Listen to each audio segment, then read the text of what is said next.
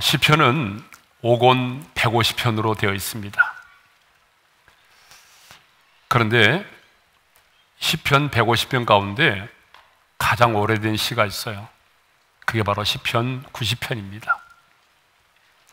왜냐하면 시편 90편은요 하나님의 사람 모세가 쓴 시이기 때문입니다. 시편 90편은 우리에게 인생이란 무엇인가, 그리고 어떻게 사는 것이 지혜로운가, 아니 누가 지혜로운 사람인가에 대해서 말씀하고 있습니다. 그러면 왜 하나님은 참 많고 많은 사람들 중에 모세라는 사람을 통해서 우리에게 인생이란 무엇인가에 대해서, 어떤 사람이 지혜로운 사람인가에 대해서 말씀하게 하셨을까요? 그것은 120년을 살아온 모세의 인생이란 무엇인가를 너무나 잘 드러내줄 수 있기 때문에 그렇습니다. 우리가 잘 아는 것처럼 모세는 120년의 인생을 살았습니다. 그리고 히브리 사람으로서 애굽에서 태어났습니다. 그는 태어나자마자 우리가 잘 아는 것처럼 그는 나일강에 버려지게 됩니다.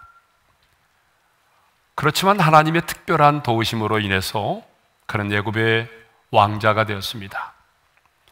여러분, 버려진 아이가 한순간에 애굽의 왕자가 된 거죠. 하지만 그의 나이 40이 되었을 때에 애굽 사람이 자신의 동족인 히브리 사람을 쳐 죽이는 것을 보고 울분을 참지 못해서 그만 애굽 사람을 죽이고 말았습니다.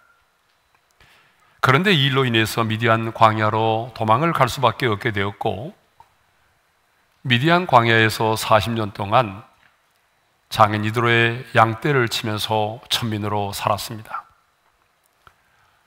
한순간 애굽의 왕자가 여러분 양떼를 치는 천민이 되어버린 것입니다.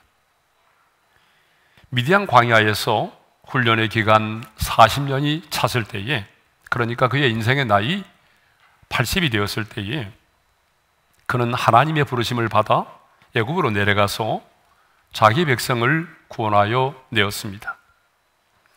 그리고 광야 40년 동안 지도자로서 이스라엘 백성들을 인도한 다음에 마침내 이스라엘 백성들을 가나안 땅으로 들여보내는 일까지 하게 됩니다.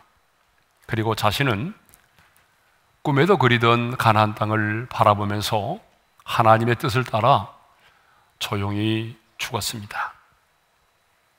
이것을 보게 되면 모세는요 탄생부터 죽음에 이르기까지 한 편의 영화와 같은, 한 편의 드라마와 같은 인생을 살았습니다. 모세의 인생 120년은 정확하게 40년, 40년, 40년으로 나뉘어져 있습니다. 애굽의 궁중에서 실력을 쌓는 40년, 미디안 광야에서 훈련을 받는 40년, 그리고 마침내 지도자로서 구원받은 백성들을 인도하는 일에 광야 40년을 보냈습니다. 여러분, 누가 인생을 말할 수 있습니까? 오랫동안 인생을 살아오면서 인생의 사계절, 봄, 여름, 가을, 겨울을 경험해본 사람만이 인생을 이야기할 수 있는 거죠. 그런데 바로 그 사람이 모세였다는 사실입니다. 그래서 하나님은요 120년의 인생을 한 편의 드라마처럼 살아온 모세를 통하여 인생이란 무엇인가, 누가 지혜로운 사람인가에 대해서 말씀하고 있는 것입니다. 자, 모세는 본문 12절에서 우리에게 우리 날 계수함을 가르치사 지혜의 마음을 얻게 해달라고 기도하고 있습니다. 자, 우리 12절의 말씀을 함께 읽겠습니다. 다 같이요. 우리에게 우리 날 계수함을 가르치사 지혜로운 마음을 얻게 하소서. 여기 계수한다는 말이 나오죠. 여러분, 이 계수한다는 말은 이건 세어본다는 말이에요. 영어로 카운트한다는 말이죠. 그런데 여러분, 성경에 보게 되면 이 계수한다는 말이 참 많이 나옵니다. 검색을 해보니까 101번 나온대요. 주로 어떨 때 많이 사용됐어요? 이스라엘 백성들의 숫자를 헤아릴 때, 아니면 전쟁이 일어났을 때 그 전쟁에 나갈 수 있는 그런 군사들의 숫자를 파악하고자 할 때에 이 계수한다라고 하는 말을 참 많이 썼습니다. 그런데 모세는 지금 우리에게 우리 날 계수함을 가르쳐 달라고 말하죠. 자, 여기서 가르쳐 달라고 하는 말은요, 철저하게 깨닫게 해달라고 하는 그런 말입니다.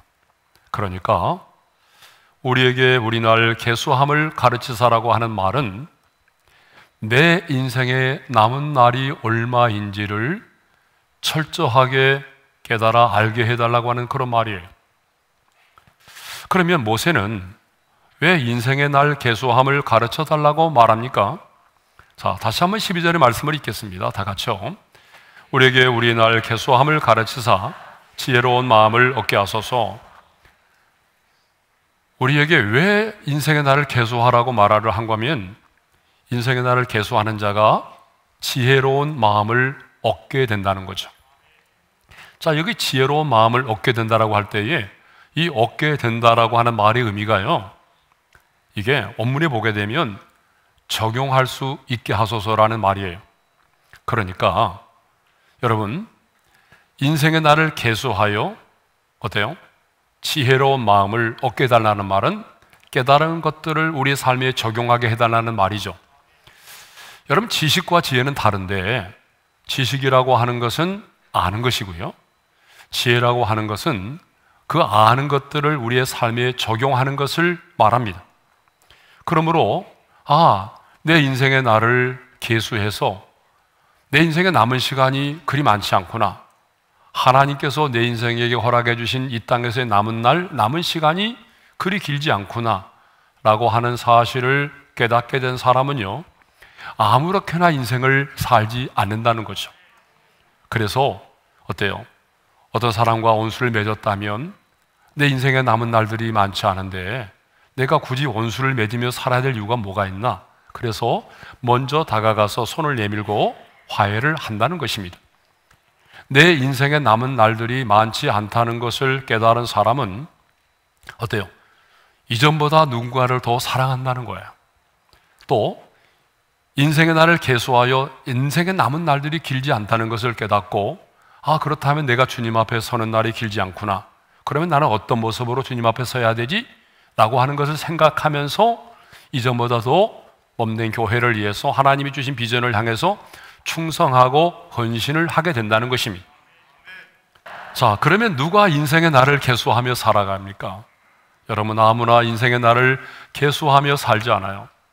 인생의 날을 계수하며 사는 자는요, 오늘 본문에서 두 종류의 사람입니다. 첫 번째는 어떤 사람이냐면 하나님만이 영원하시고 우리 인간이 유한한 존재라는 사실을 깨닫는 사람이에요. 여러분, 2절의 말씀을 우리 한번 읽겠습니다. 다 같이요.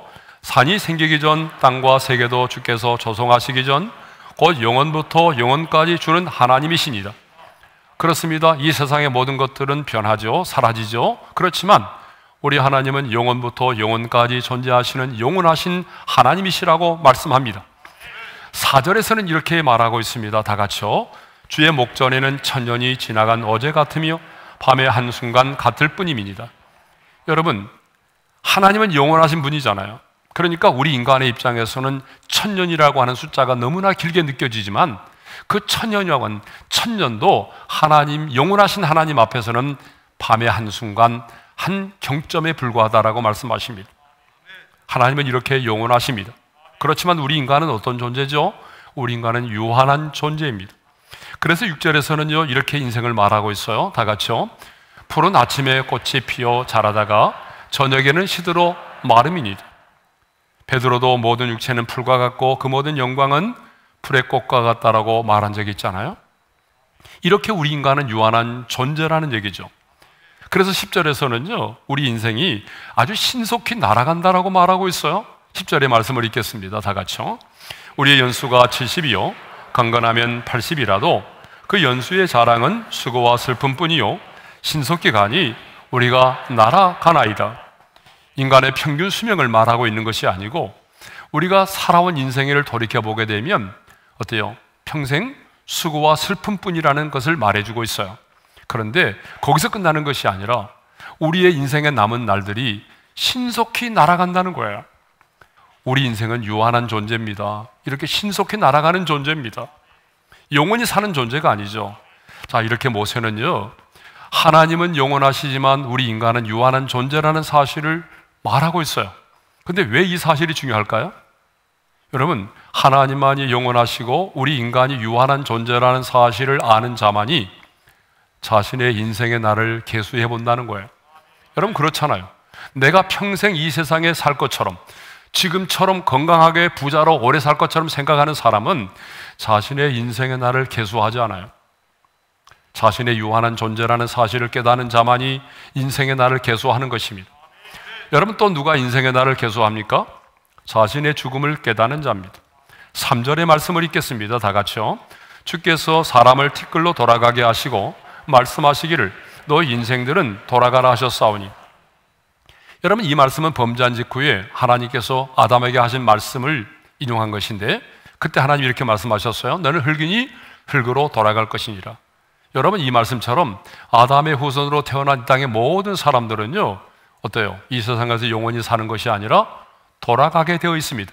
한 사람도 예 없이 죽음을 경험할 수밖에 없다는 사실이죠. 자, 5절을 보게 되면 이런 말씀이 있습니다. 다 같이 읽어볼까요? 시작. 주께서 그들을 홍수처럼 쓸어 가시나이다. 여러분, 모세는요 120년의 인생을 살았어요. 120년의 인생을 살면서 모세는 정말 홍수처럼 이 땅을 떠나가는 수많은 사람들의 죽음의 모습을 목도를 한 사람이에요. 여러분, 그렇잖아요. 모세는요 홍해가 갈라졌을 때 뒤따라오는 애굽의 군대가 그 홍해바다 한가운데 호족거리다가 그 물속에서 수장되는 모습을 보았어요. 여러분, 수많은 사람들이 죽는 모습을 보았어요. 그때만이 아닙니다. 하루에 23,000명이 연병으로 죽는 것도 보았습니다.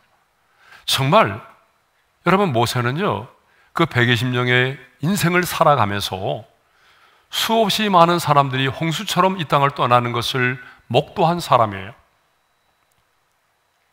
여러분, 지금도 우리가 사는 이 세상에는 하루에도 18만 명의 사람들이 이 땅을 떠난다고 합니다.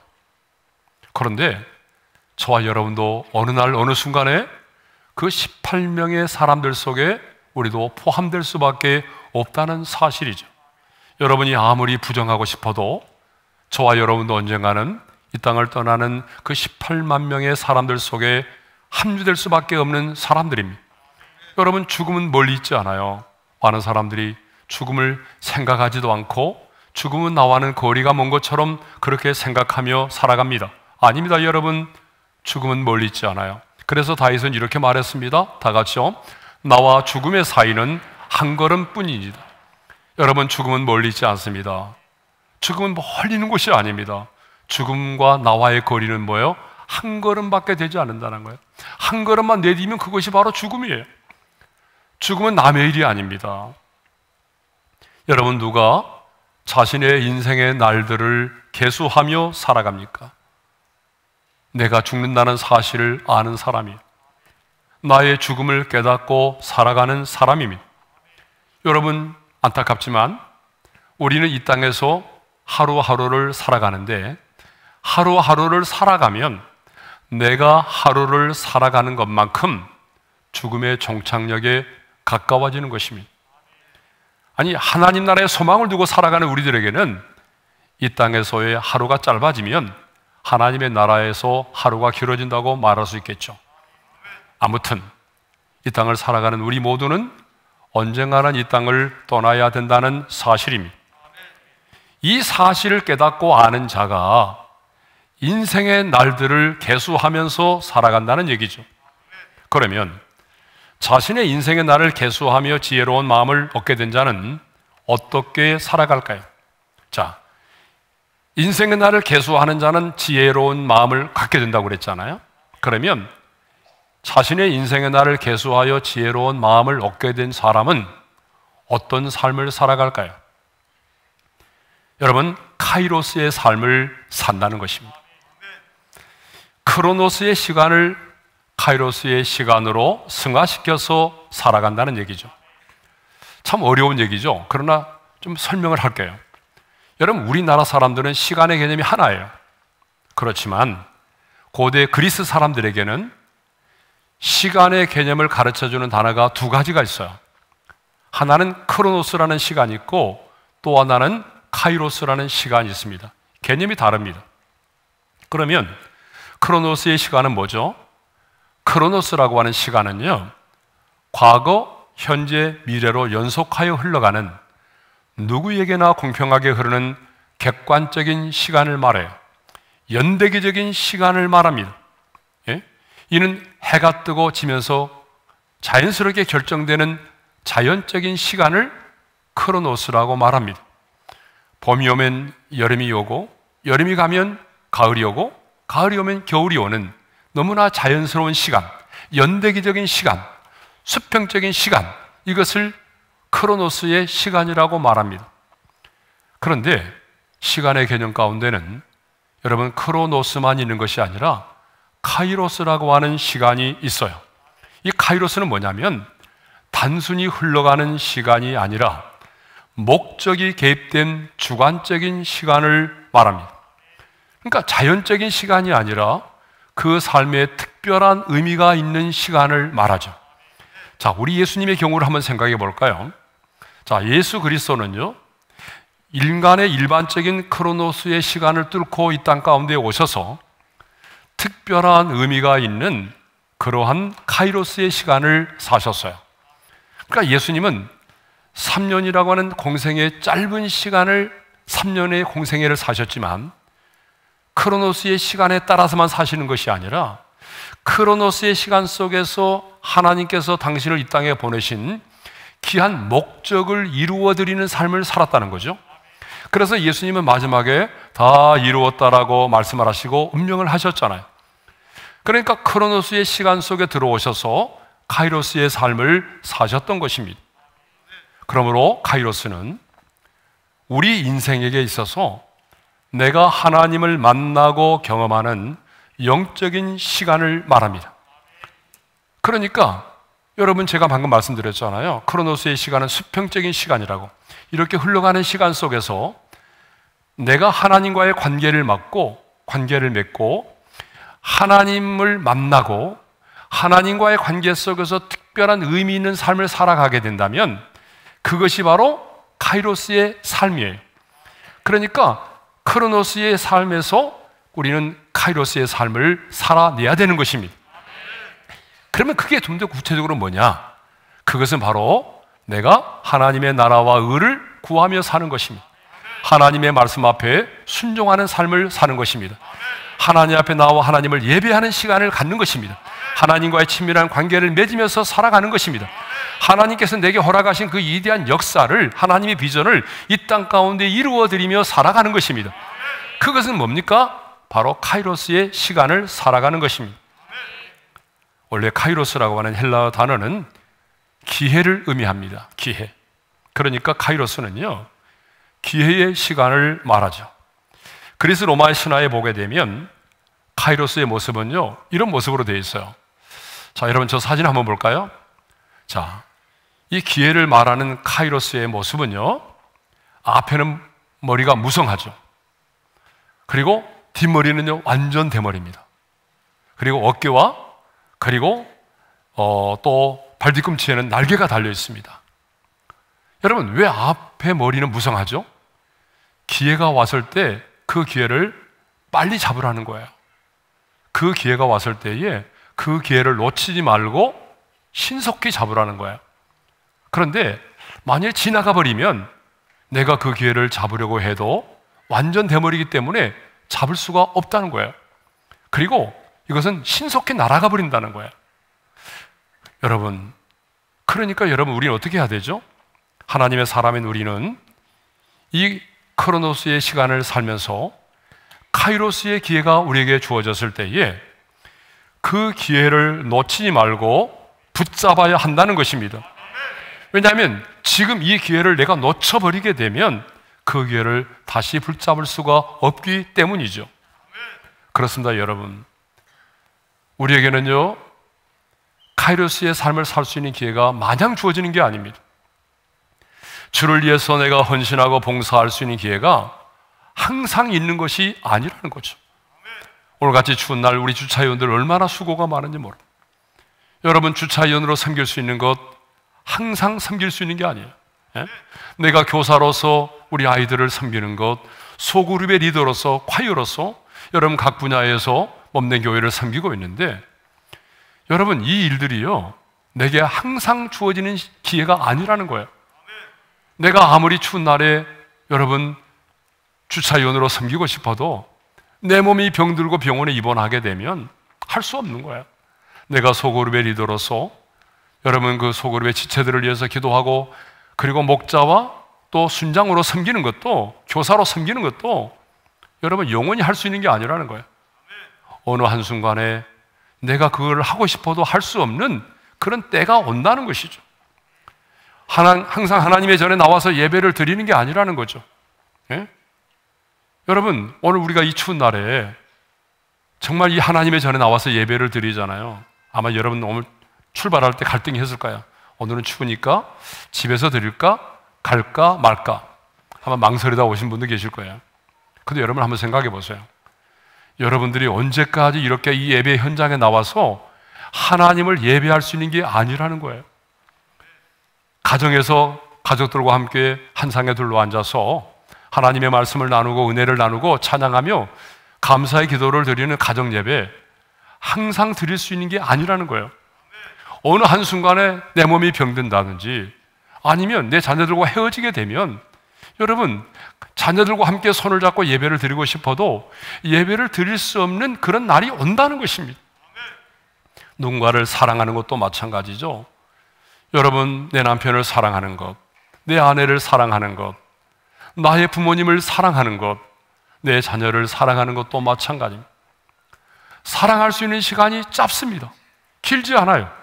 어느 날 내 순간에 여러분 내 자녀들과 이별을 고해야 될 때가 있고, 내 사랑하는 부모님들과도 헤어져야만 하는 순간이 온다는 거잖아요. 그러므로 여러분, 우리는 나에게 부모를 공경할 수 있는 기회가 왔을 때에 그 부모를 공경해야 되는 것입니다. 부모님이 떠나고 나면 아무리 부모를 그리워하고 효도를 하고 싶어도 우리는 부모님에게 공경할 수가 없는 거예요. 이제 2022년 한 해가 저물어 가고 있습니다. 한 해가 저물어 가는 이 시점에 여러분의 인생의 날들을 한번 계수해 보시기를 바랍니다. 하나님이 내 인생 가운데 허락하신 인생의 날들이 얼마나 될까? 여러분, 우리의 인생에도 하나님이 허락하신 남은 날들이 있다는 거예요. 그러므로 우리는 물어야 됩니다. 하나님, 제가요, 제 인생의 남은 날들이 얼마나 될까요? 하나님이 내게 허락하신 이 땅에서의 남은 시간이 얼마나 될까요? 여러분 생각해 보면 우리의 인생의 남은 날들이 그리 많지 않습니다. 그렇다면 우리가 지혜의 마음을 가지고 하나님이 내게 카이로스의 삶을 살아갈 수 있는 기회를 주셨을 때에 여러분 그 기회를 놓치지 않기를 바랍니다.